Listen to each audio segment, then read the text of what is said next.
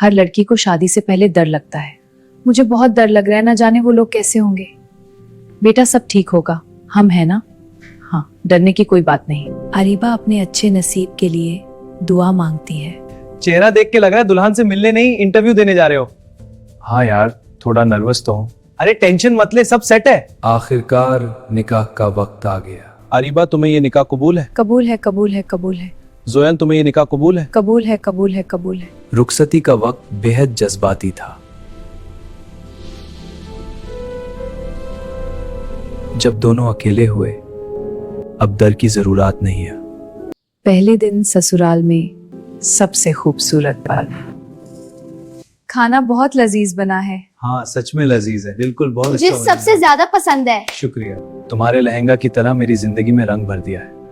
और तुम्हारे प्यार ने इस रात को रोशन कर दिया। अगर हर बहू को प्यार और इज्जत मिले तो वो अपने घर में खुश रह सकती है।